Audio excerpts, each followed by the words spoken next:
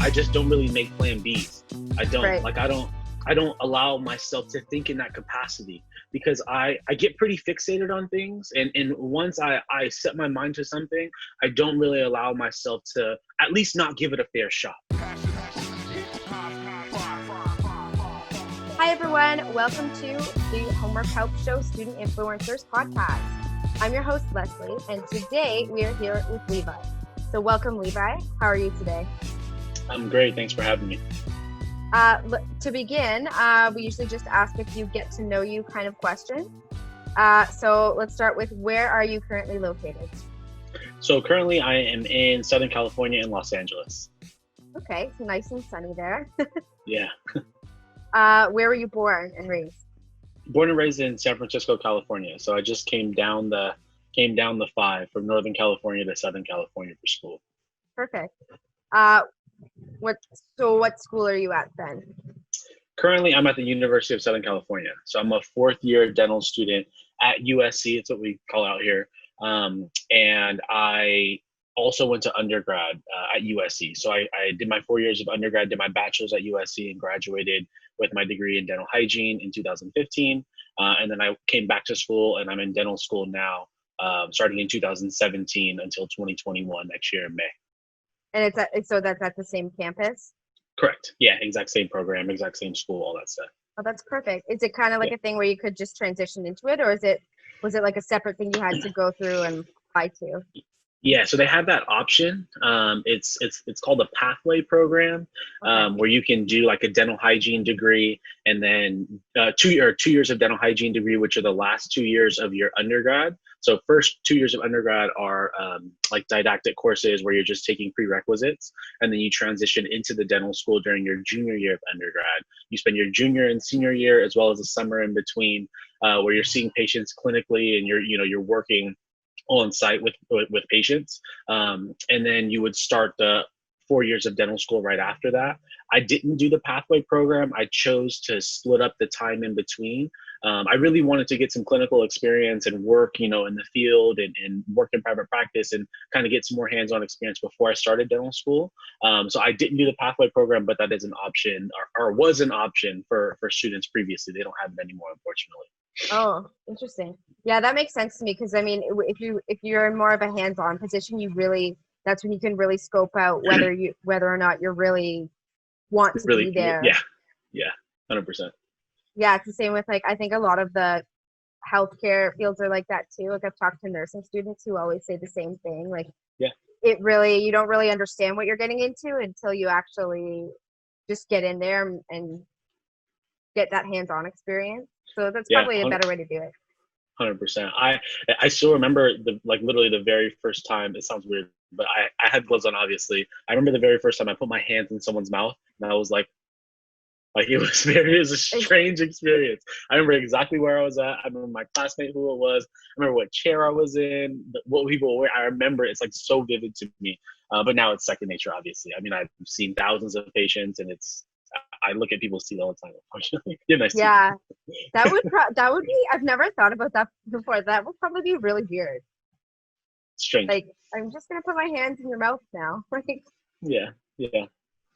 Weird. So what made you choose a career in dentistry? Was that something you always wanted to do? So I originally didn't really know what I wanted to do when I was growing up. My dad's a fireman. My mom works in accounting.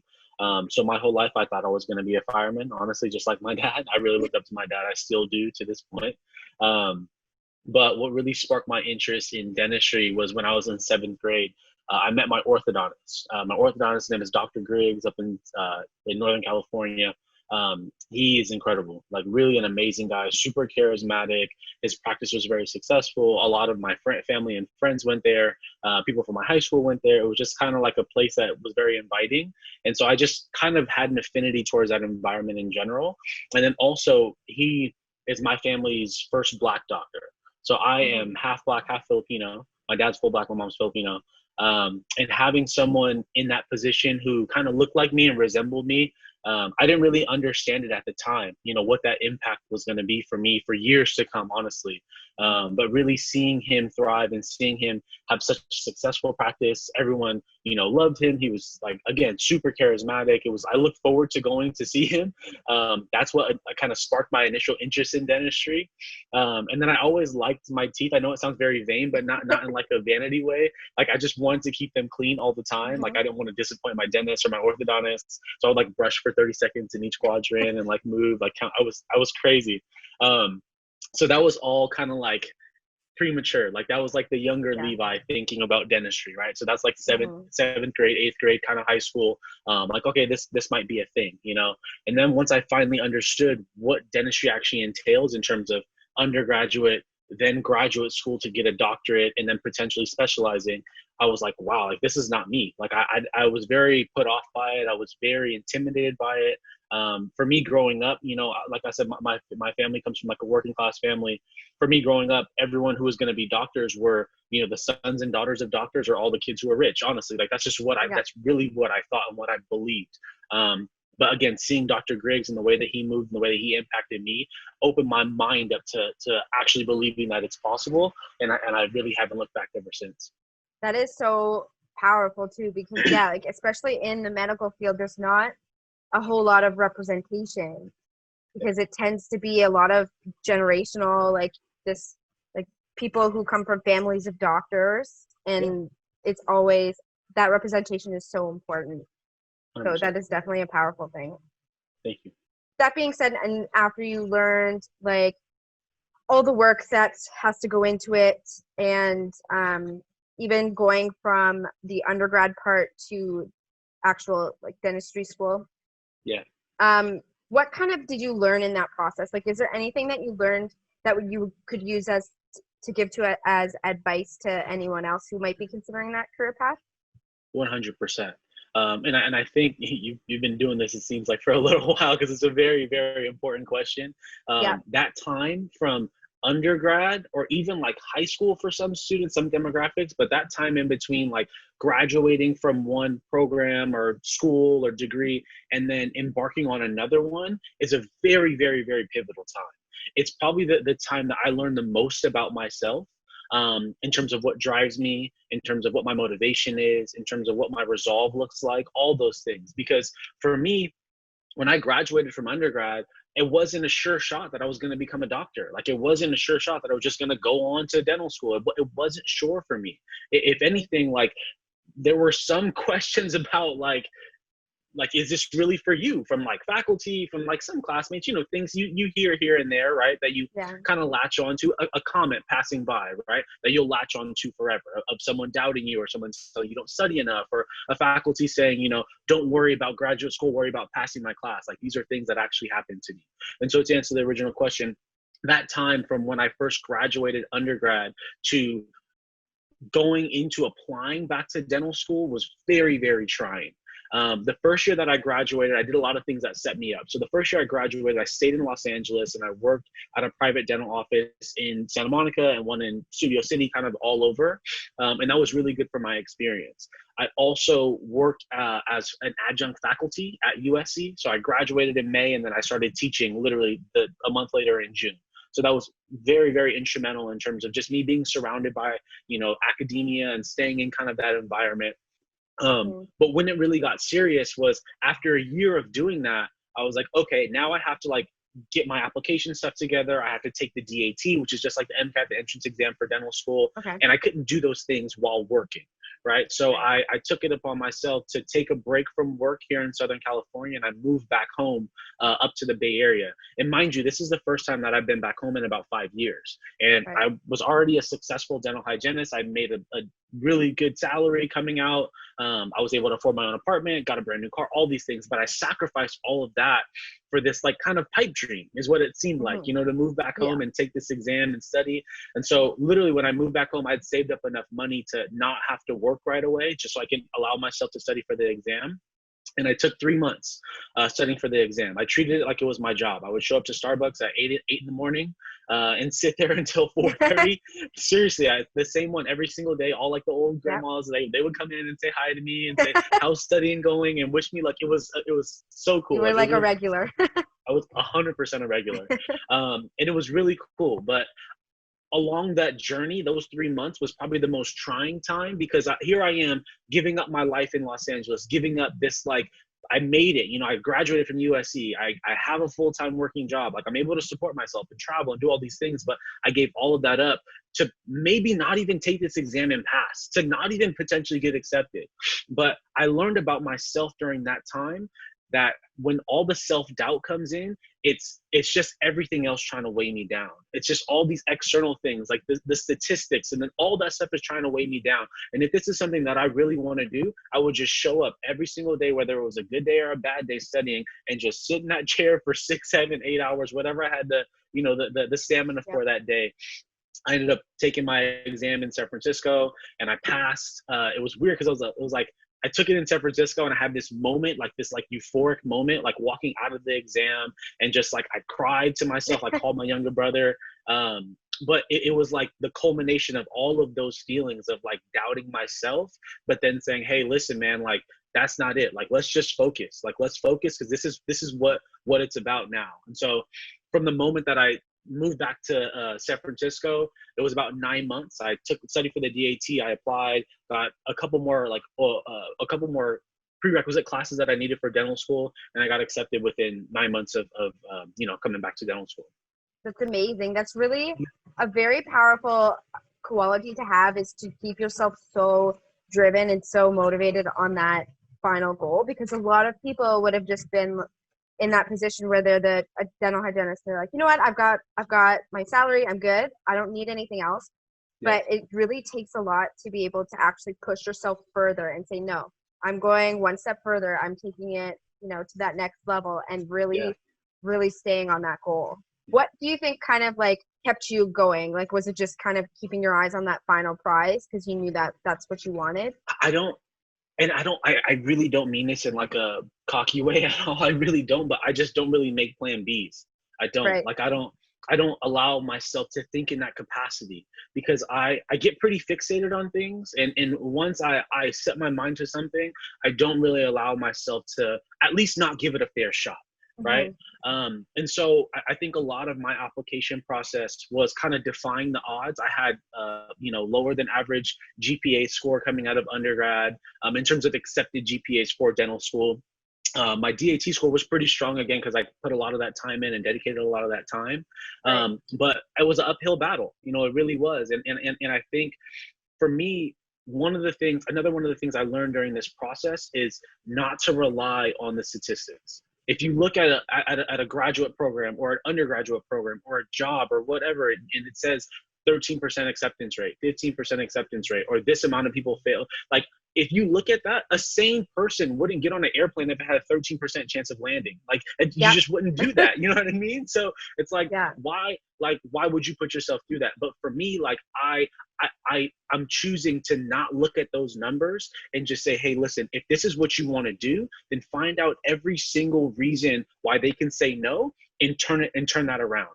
Like, if it means your personal statement, if it means talking about some bad grades that you had, if it means like, defying your GPA a little bit by having a better entrance exam or standardized test exam score, like all these things that I can control, I'm very fixated on kind of cracking that code, and to keep myself moving and to keep myself motivated. I never really had a plan B, and told myself, like, just give it a fair shot, try your best. And if you don't, we'll figure it out after that. Like, that's really what it comes down to. And it's been working out ever since.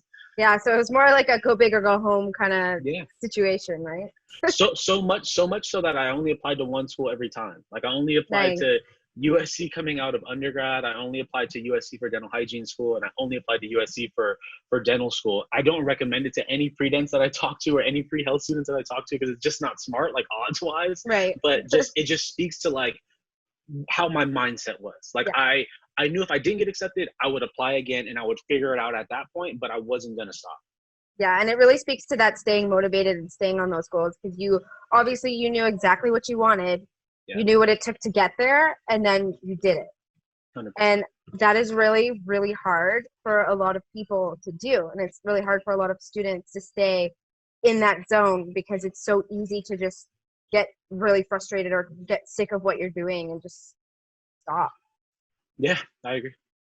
And another thing too is what you mentioned, like about the statistics and stuff, because I feel like a lot of people, a lot of students, whether they're applying to undergrad or they're applying to like a grad program, a lot of students get really, really caught up in those statistics and the numbers, like, oh, like my GPA isn't high enough, or, you know, only certain percentage of people get accepted, so I'm not going to bother. And I feel like that's, you know, something that, sure, it's a relevant statistic, but it's not, Yes. those aren't the only things that matter, right? 100%.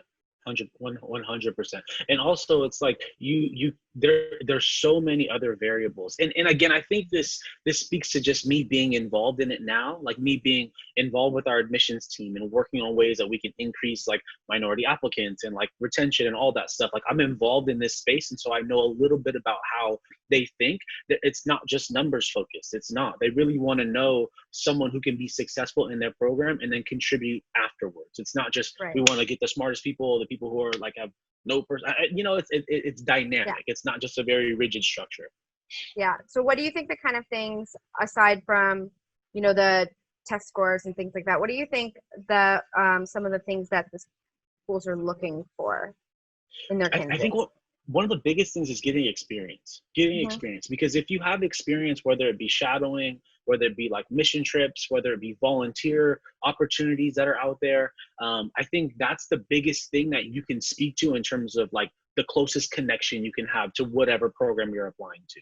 Because once you have that, once you kind of walk that life a little bit, or if you're, you know, trying to be in the hospital, you wake up at 4:30 in the morning and you show up for rounds and you show up for surgeries and all that stuff super early in the morning. Or like for me, like I traveled the world and I've done dentistry in 6 different countries now. And it's been such an amazing experience, but I can speak to all of that. I can speak to how it felt to be in a different country and not be able to provide a dental service. I can only do a hygiene service for this patient. And because of that, I want to go back to dental school, learn these trades, and then go back to doing whatever I want to do in terms of service. Like when you can actually speak to why you want to do something and not just like, and I hate to use this generic phrase because maybe a lot of people do want to do this, but like, I just want to help people. And like, I just, you know, like, it's like I think it means well, and I think it's great, but once you have that actual experience, you'll understand why you want to help people and and what you have to learn and how hard you have to work in school to get that level of competence to be able to serve in the way that you want to serve. You know, it's not a generic answer across the board. And so I think when you can get that experience and you can speak to that, whether it be in an interview or in your personal statement or a letter of recommendation, I think that's what a school is going to latch onto a little bit harder than I got a 4.0 and I was in the library for four years straight and never stepped a foot out, you know? Right. Yeah, I think that's definitely something to speak to. And like everyone does say, I mean, yeah, a lot of people do just genuinely want to help people, but it says something so much different if you say, yeah, I like helping people versus, well, this one time I had this experience and it really changed my outlook on things. And that's when I decided I wanted to do that too. Or if you have like something, you know, that's just so personal like that, that really shows that connection to that. Yeah. 100%. It makes, I feel like that makes a huge difference.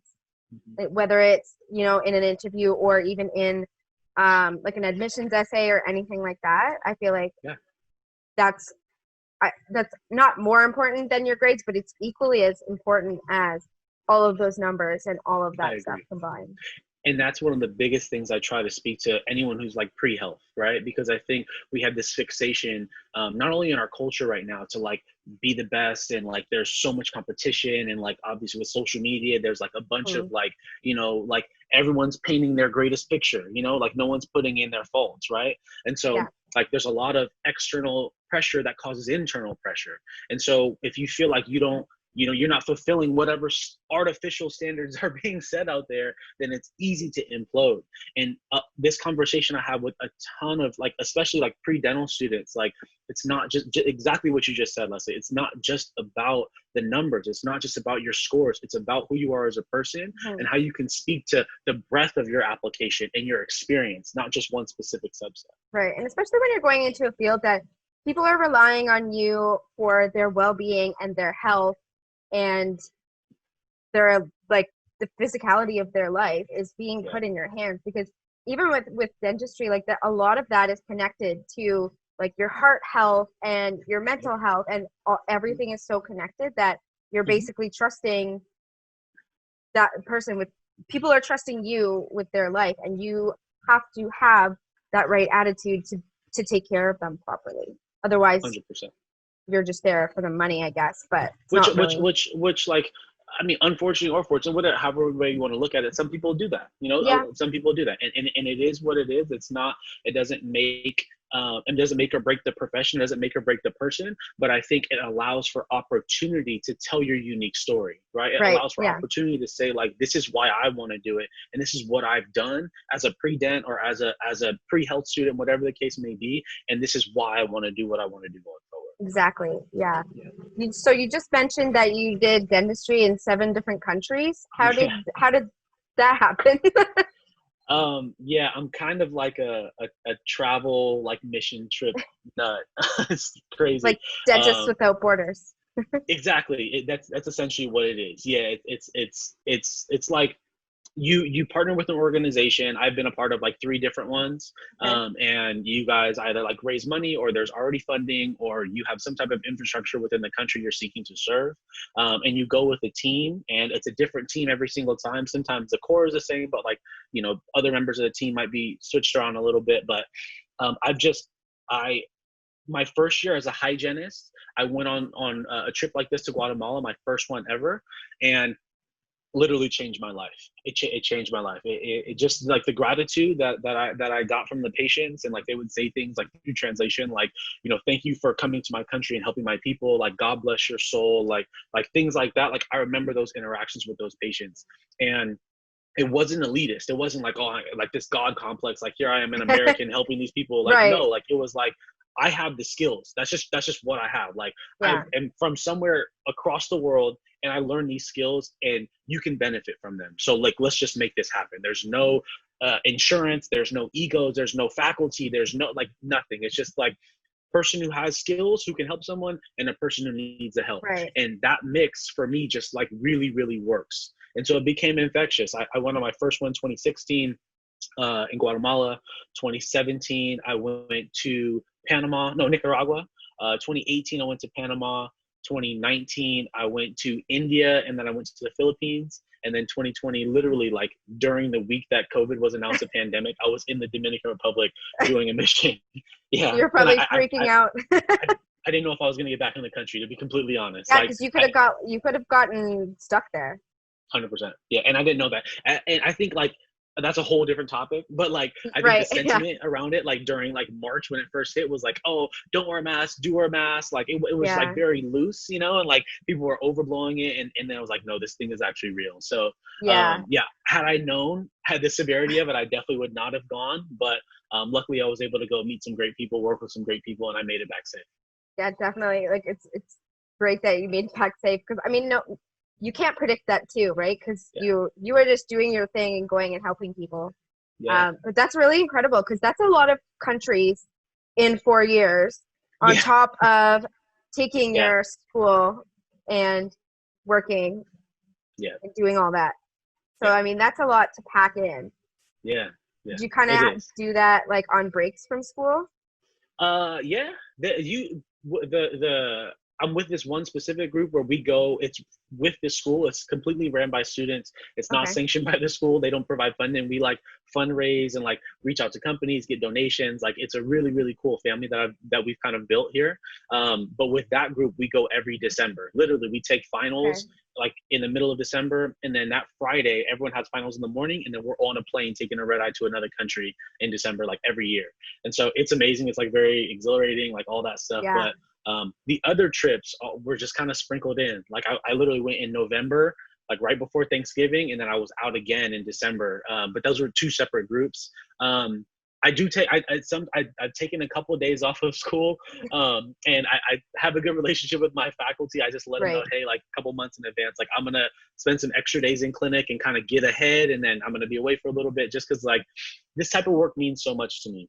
It means so much to me, and I think it's absolutely important. It's necessary. and I'm willing to sacrifice a little bit of, you know, ridicule from faculty or students or whatever for the sake of it. I'm not an irresponsible student. I'm still maintaining my grades Right. and all that stuff. But I make it a point to look at the calendar, carve out some time, and see where I can get ahead, or, you know, to make it work a little bit for my schedule. Yeah, that's really nice that that they're willing to kind of like help you compensate that, like so you can do your extra hours that week so you're Yeah, not behind. I yeah, think that's really like I'm sure there are some professors or people out there that might not be willing yeah, to accommodate that. for sure. But and obviously your motivation was really good for that. It's not like you were just like, "Hey, I'm going for spring break Yeah, to Cabo. Miami, bye." Yeah, Right? the So, even though that would be fun. I mean, it would be, not right now, but it would be. Yeah, very But true. yeah. Yeah. So yeah, that's super interesting. Yeah. So it's all student organizations that do that, and you guys just For the most fundraise? part, yeah, yeah. For the most part, it was six. I said seven earlier. It was six trips. Out of the six, they're all basically student ran. And then like some like our doctor ran like smaller groups. The last one, the one where when I went to India, was with a medical apparel company that I work with called Figs. Okay. They're amazing. They're similar to Tom's Shoes, where every single time you buy a set, they donate a set. Okay. So as part of our mission in in India, we went with a team of 3 doctors, 2 nurses, 1 PA, and me. I was the only dentist or dental student.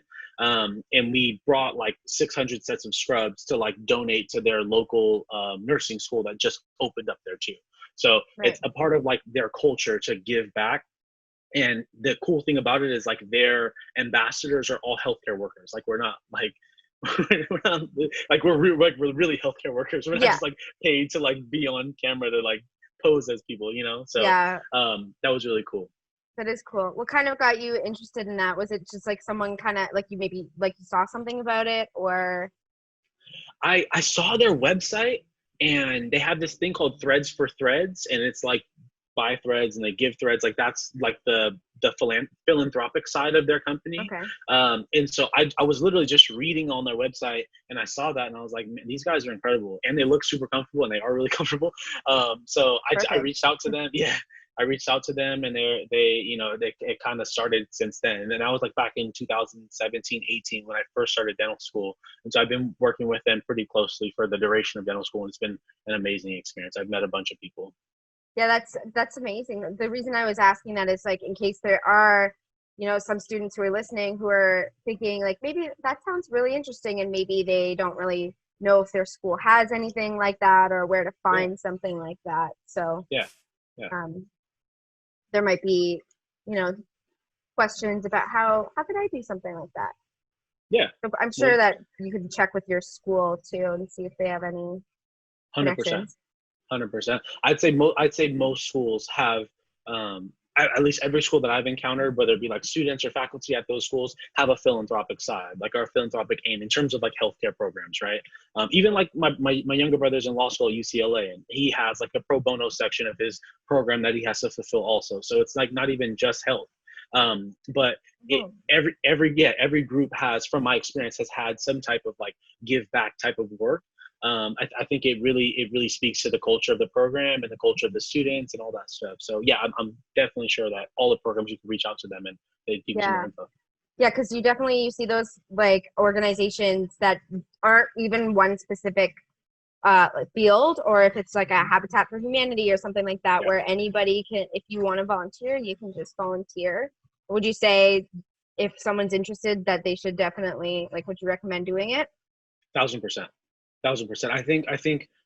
I don't want to butcher the quote, but it's somewhere along the lines of like losing yourself in the service of others. I'll find the quote somewhere else, and I don't know if you guys want to see it, but I believe in that. Like I really do believe in that. I think that you can learn so much about yourself by serving others. All these mission trips, like selfishly, kind of like I think I get more out of it in terms of like learning about myself, learning about the culture, about the people, than maybe the fillings that I might do or extractions I might do or whatever.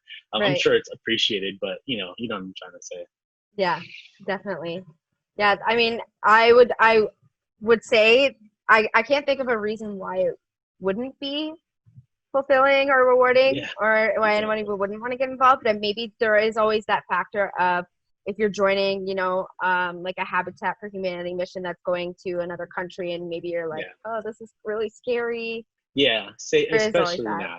Especially now. Oh, yeah, right now. That's the tough part. But there's so many different ways to help. There really are so many different ways to help. Like for us in the groups that we're a part of, like there's a lot of like pre-screening that goes on. So like calling patients and translating, or like getting bags together, or like packing instruments, like all that stuff you can do domestically to help out whoever is going abroad, or help out whoever is going to serve. So there's so many ways to get involved.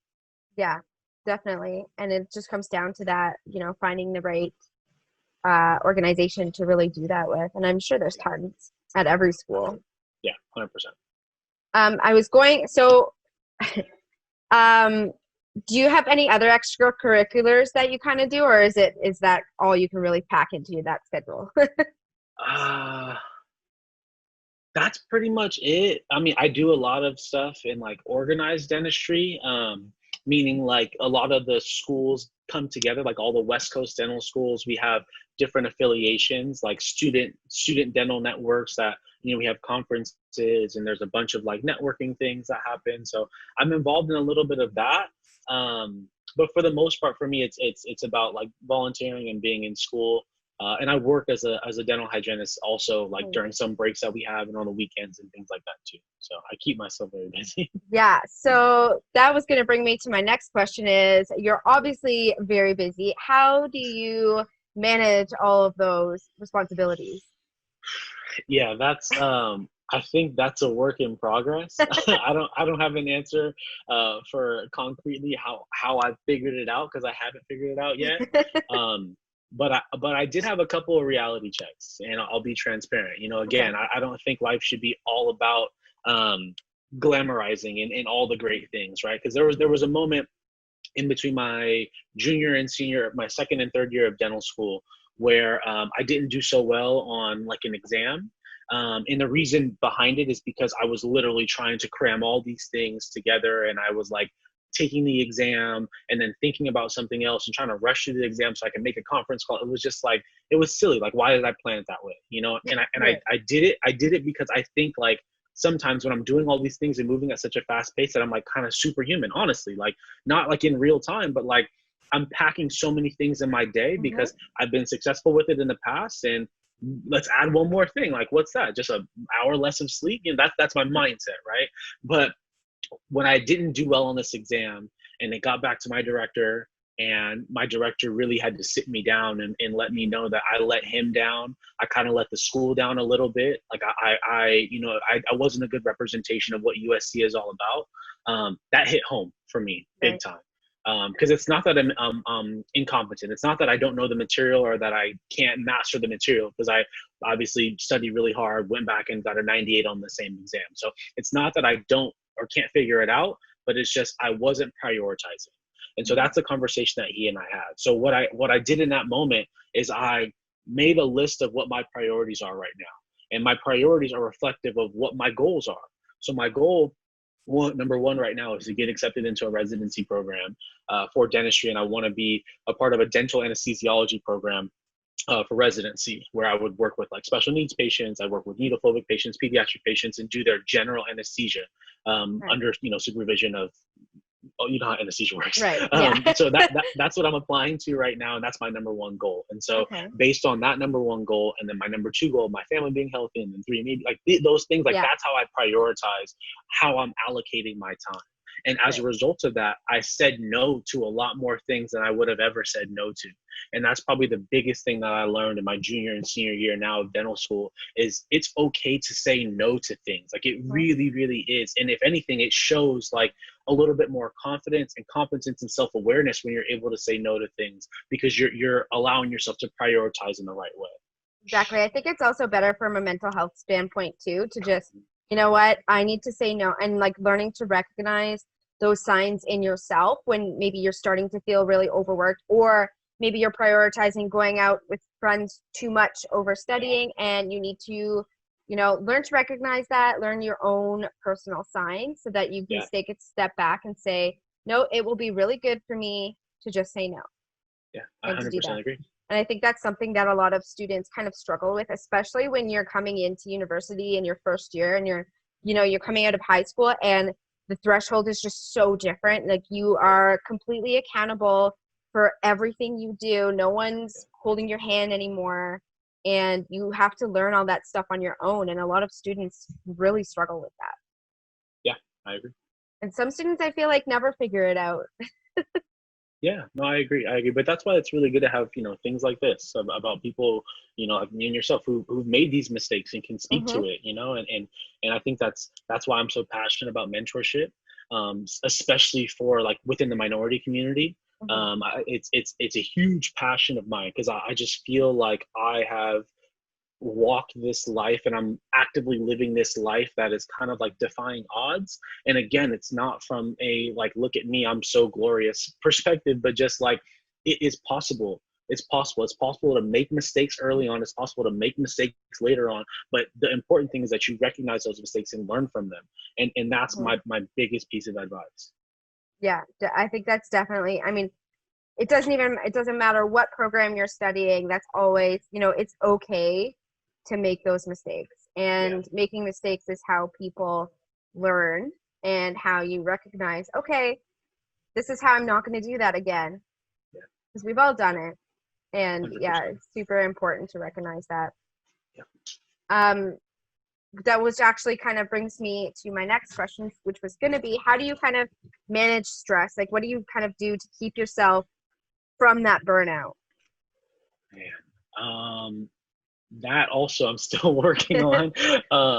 I think one of the biggest things is something as simple as like understanding how I work, understanding how I operate, understanding really what like brings me joy.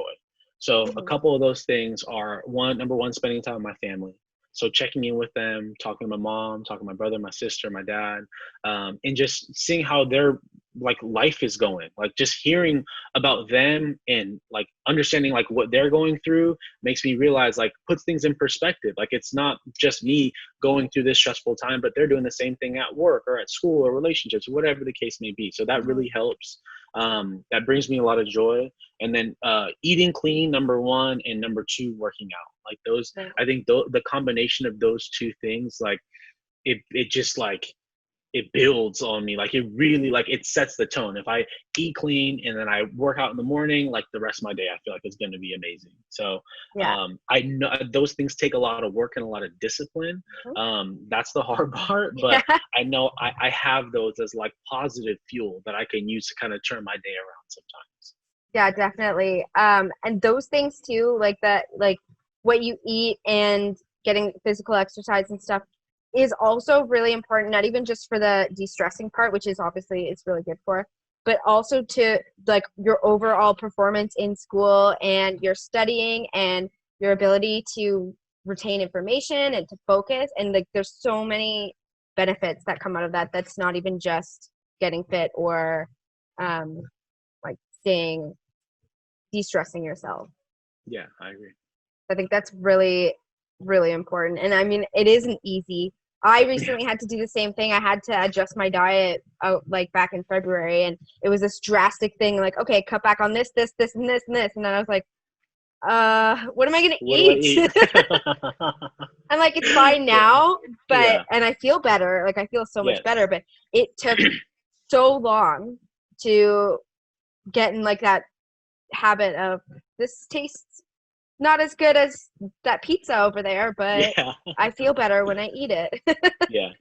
And then also you understand balance too, it's like not all one way, but like if you're, never exercising and you're always staying up late, watching TV or eating junk or whatever, or like a lot of negative self-talk, that just compiles on itself, and so like having the balance of, I can still do all of those, quote unquote, like negative things, I guess, if you want to call it that, but like it's about balance, having a majority healthy lifestyle and then being able to indulge a little bit sometimes.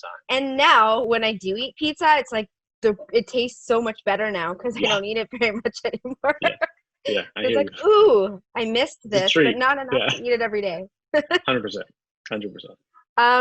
So another thing that we kind of ask is, what kind of life skills would you say you've learned from being in school so far? I mean, there's a lot of good question. Yeah. possible life skills that you could learn, like learning Yeah. how to be an adult. But is there anything in particular that you really feel like that has kind of helped you Yeah, like be transition into that? successful in school. Yeah, Yeah. all that stuff. Yeah, I think one of the biggest things is communication. Like very clear, concise, like transparent communication, and that's especially important. I think for me in my profession, because with dentistry, a lot of it is patients not really understanding or knowing what's going on. I like to Mhm. articulate it to being a car mechanic. You know, it's like you go to the car mechanic when you hear something squeaking, or if something doesn't feel right, or maybe it used to do this but doesn't do that anymore, but you don't know exactly how to change spark plugs or what the transmission fluid looks like, or how you don't know Yeah. exactly what, but it's a little bit off, right? Mhm. Same exact thing in dentistry. And so for me, I've really found a lot of success in developing a language and developing like a cadence in how I talk and communicate with my patients, where I know they understand. It's not Right. just like me rushing from A to B because my faculty's down. Like, I don't, the faculty can wait. I can wait. I'll go to school late. I'll come back the next day if it means that I can take a 15 extra minutes to make sure you understand. And I Right. think people really, really, really appreciate that. Um, and that's not just like the patient student or patient doctor relationship, but also like between me and my classmates or me and my faculty. Like that communication piece, when it's not lost in translation and everyone is on the same page, I would say that I'm doing things less over and over and over again, and I'm just doing it right the first time. Right. And I think that especially with dentistry and that communication is important because I mean, a lot of people, there's a stigma where a lot of people hate going to the dentist, or they just Yeah, don't. It's not like it's not like going to an yeah, amusement park. It's not yeah. a It's a fun little different. experience, right? And someone's, especially if you have like cavities or something, and someone's coming at your mouth with that big huge needle, or like those giant drilly things. Communication, I feel like, is very important because Yeah, at least you're like, okay, I know I'm coming at you with this huge needle, but here's why. Or they just kind of like I have a dental hygienist who kind of does that, where she kind of just like gently talks you through everything she's good, doing. And good. it's super, super helpful because I hate Yeah, needles. So then if I yeah, do have to get that needle, I'm like, yeah, but it really, really makes a big difference because yeah. you feel more comfortable and more relaxed. And it's just, it does make such a huge difference. And one thing that I've learned by being in school and like the short career that I've had thus far is that exactly what you just said. It makes a world of a difference. But honestly, all it takes is us spending maybe 1 or 2 more minutes. Hmm. Really. Like if you Yeah. think about it, like it just takes us like slowing down for 1 second and just checking in, slowing down for 1 second and explaining this thing, slowing down for 1 second and just asking one more question to make sure that we're 100% on the same page, and Yeah. it makes a huge difference. So again, it's like you can turn a 4 hour appointment into like a 1.5, 2 hour appointment if your communication is correct. Exactly. And it really comes back to that, the people who genuinely want to be there because they want to, Yeah. they Yes. want to Yes. actually help people. That's Yes. that sign that, okay, you know what, you are someone who wants to make a difference in this person's life. So now you've taken that extra 1 or 2 minutes and you Yeah. really have made a difference in that person's Yeah. life, Yeah. even and if it and that was just just for goes that back day. to experience, right? It Hmm. goes back to experience. It goes back to like a pre-dental student shadowing a doctor who's like that, or going to another country and watching the translation between everyone and not just someone who doesn't speak their language and just shoving a needle in there, like that, Yeah. the nuance of that conversation and that relationship, like it takes experience to understand that, wow, like that's how it's supposed to be done. Yeah. Like that's why this guy's successful. That's why Hmm. this person is happy every time they go to work, as opposed to the person who's just showing up trying to pay their bills. And Right. it's like anyone that can turn anyone off. And Hmm. you can really speak to that interaction that you as a volunteer or assistant have with that patient. You're part of that communication, and you can Yeah. speak to how like that's why I want to do this specific thing, because I want to be that person for this person, not just Hmm. I want to help the world be sunshine and rainbows. Exactly. And I think there are opportunities in every career to find, Yeah, feeling like that. And then yeah, you know what? Some people are happy just getting up, going and collecting their paycheck and coming home. and that's And okay. you know what? That's fine. But if you really find that, position that really makes you feel like, you know what, I'm being fulfilled, like that's an amazing thing. 100%. Couldn't agree more. Definitely. Yeah. And that's Um, like I don't want to belabor the point, but that's yeah. just, I think it's important. Like I wrote about this recently, like on social media, actually. Like that's one like a new thing for me, like that mindset of like gratitude. Honestly, like people ask me all the time, like how's school going, like how's COVID going, like all like what do you guys like, and every single time I tell people like I'm very very very grateful, like very grateful. I wake up every single morning, like of course I'm exhausted most of the time. I stay up late studying and go to sleep or wake up Yeah. early, right? But like I'm absolutely grateful and so excited to be able to every single day work towards a goal that I've been dreaming of, like fantasizing over for years, Mm-hmm. Yeah, Yeah. that's gratitude is definitely something that I've been working on too. So I was in October, I was in the hospital for about 2 weeks, and it really made me, and because a lot of my friends were constantly like, my two best friends every single day were Yeah. texting me. They came every other day, and they were Mm. constantly coming there, and like just the amount of people who showed up all the time and Yeah. were constantly checking in and constantly being there. It really kind of changed my mindset a little bit to where, you know what, I have so much to be thankful for. And so ever since then, it's been really like, if someone texts me just asking me how are you doing, I'm like, thank you for checking in on me, because you just learn 100%. to appreciate it so much more. Yeah, I agree. Couldn't agree more. Yeah, definitely. My next question was going to be what struggles or challenges have you faced? But I feel like we already kind of talked about that. So I'm Yeah. going to flip that and ask you, what is one of your favorite memories so far in school? Wow. Just, Um, we all have a lot. yeah. It's hard to pick them. I know. I think the obvious ones are like traveling, traveling Mm, and doing dentistry and like being with my classmates and all that stuff. But I would also say, um, not like a concrete memory, but just like remembering how I thought when I first stepped onto campus at USC, when I first stepped onto campus in terms of hygiene school, like how I thought then in terms of like being so intimidated, so overwhelmed, so like deflated all the time. I was mm, very like unsure, kind of like anxious a lot because of the enormity of it. Like you walk around and there's doctors everywhere. There's like degrees and everyone's so smart and has so much money, yeah. all this stuff, right? And so it's intimidating.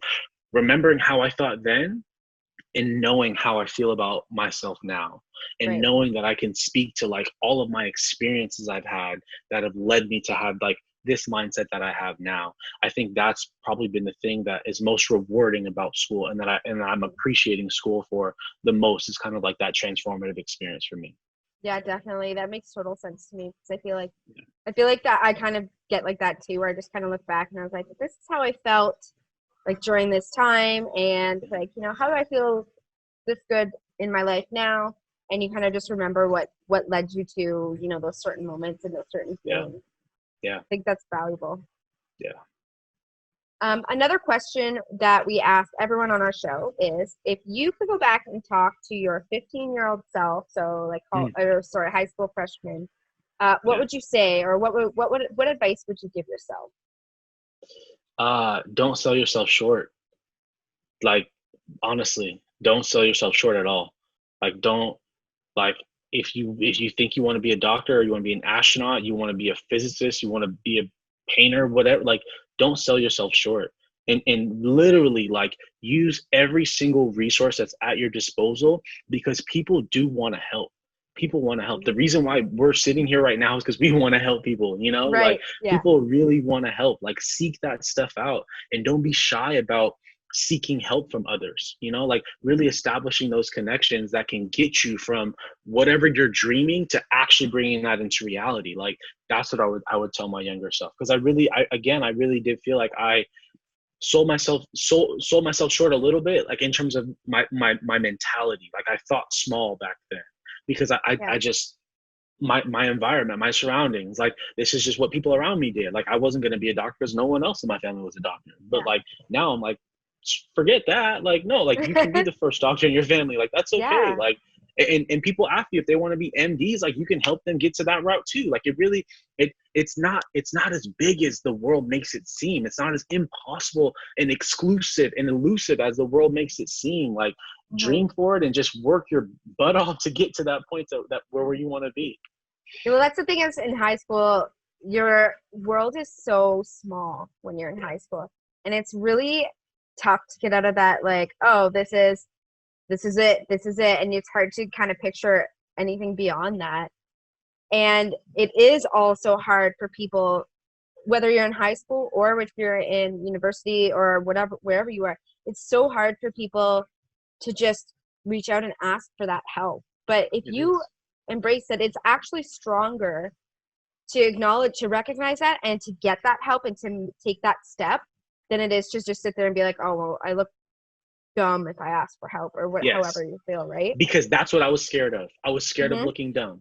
I was scared of I was scared of that. Like, I was scared of looking dumb or looking like a nerd, or like look like oh, like just go with the flow. Like everyone else is like relax and chill about it. Like, no, like I have questions about this and I want to solve these questions. Like, and I want to like expand on what intrigues me. And now, like, as a more mature, not all the way mature, I guess, I don't know, like thinking adult, on the way. right? Like, on the way. Yeah.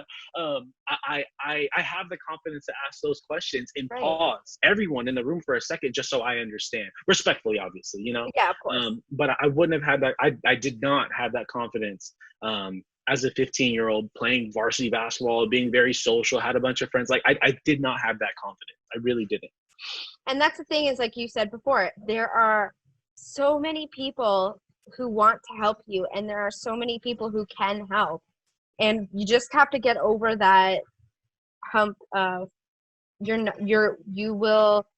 going to judge you. And even if someone judges you for asking for help, they're not worth your time and effort anyway, because they're obviously not a supportive person. 100%.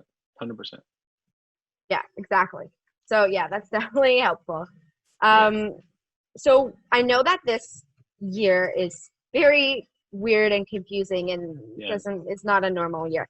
But so what advice would you kind of give to a student who's maybe starting university or college this year and is kind of going, what? Yeah, that's tough. I look at the dental students now, and they're starting, in the first like month of dental school was like probably the most fun I had in all of dental school. It's super social. We're always going out. Everyone's hanging out. Like, we are all around the school. Everyone's asking for help, giving help. Like, the upperclassmen helping the lowerclassmen. It's tough. I mean, it really is tough. The best advice I can give is just to be adaptable. Honestly, be adaptable and be willing to roll with the punches. Be willing to, like, you know, change at whatever, you know, the school or program or infrastructure has set up for you, because that's the only way that we're all gonna get through it. Like, I don't even know if I'm gonna graduate on time. Like, I'm supposed to graduate in May of 2021. Like, 7 months from now, I'm supposed to be a doctor, and I don't feel comfortable in that, you know. But I'm okay with, like, putting in as much time as I need to between now and then to achieve this goal and hopefully get into residency and all those things. So yeah, and I think it's also important to remember that everybody has had to adapt, and like, people have had to postpone weddings, and you know, these big, like, my best friend had a baby in July, and like no one could touch or see the baby, so like everyone's going through this. And I know that a lot of students in particular are struggling right now, but everyone just is doing everyone's doing their best. The best we can. Yeah. Yeah. Definitely. So another thing we kind of always ask is if you have any favorite motivational quotes that you want to share. Oh, man. Or just like words you live by. I have a ton, and they're in my phone. I don't remember them. I literally have a tab in my notes for quotes. I think the what I try to live by is treating other people how you want to be treated. Like, I know it's like kind of borderline cliche, but like, if you really think about it, like, if you really, really, really think about like how you want to be treated and how you treat other people, like, it's easy. Like, I'm not gonna be, you know, racist, or like, I'm not going to act crazy to this person or treat them with disrespect just because I'm frustrated or flustered. Like, cause I wouldn't want to be treated like that. And also, like, I wouldn't want people to treat my mom and my sister like that. So why would I talk to a woman like that? You know, it's like that. I really, really do believe that if more people got out of themselves and treated other people how they wanted to be treated, I think we'd be a lot better off. I think this world would be a better place if everyone lived by that, especially right now. Yes, especially right now. There's a lot happening right now, so that's I mean, you could, you know what, it may be something that people say all the time, but it doesn't mean it's not true. Obviously, people say that for a reason, right? Yeah, true. So I just have one more question, and this is a fun question we like to end with, and that is, what is your favorite social media platform and why? It's a love-hate. The only social media platform I use, I don't have Facebook, I don't have Twitter. Only one I use is Instagram. Part of it is like business. Like I have a couple affiliations on there that, companies that I work with and things like that. But I do really believe in like the reach. I believe in like posting positive content and having the ability to like reach so many people all at once. And then also being a mentor for people who otherwise don't have one. Like one of my goals of using my platform is to really, really, really help people who feel like they don't have a mentor or don't have an example or don't have someone they can speak to about whatever it is under the sun, whether it be their mental health or relationship problems or like specifically like medicine or questions about dentistry, things like that. I can either connect you to someone that I know in my network, or I can personally carve out the time to help you through that. I'm very intentional about that because I think that had I had someone like that a little bit earlier on, things would have been a little bit different, even though I was able to kind of navigate my way. I just don't want people to go through the same things that I went through. I don't want people to have the same, trials and tribulations that I had, because it's not right. Just because someone who like maybe doesn't look like you occupies that space that you want to get to, but you're too shy to ask that person, I can be that for you for sure. And I can help you out. I can bridge that gap for you. So. Yeah, definitely. I mean, Instagram is a big thing that we use too, that we share all our, our content and stuff. And that's where we get a lot of, people message us asking us for advice and help with things. So yeah, it's definitely a very effective platform for networking and just connecting with people in general. Yeah, definitely. So that's pretty much all the questions I have. But before we say goodbye, do you have any last final insights that you want to share? I know we already shared a lot, but. No, I mean, yeah, like you said, we covered it all. I mean, awesome. The one thing I would say is if you can vote, go register, whatever side of the coin you're on, or if you're in between, like educate yourself, go out and vote, especially like millennials now, Gen Z, like our vote matters, our voice matters too. So I think it's absolutely important. Yeah. Absolutely agree with you. Yeah. So thank you so much for taking your time out of your day today to talk to me. You shared so much information and you're such a fascinating person. So I really think that this is going to be super, super informative and motivational for our listeners. So thank you. We want to thank you on behalf of our company for joining us today.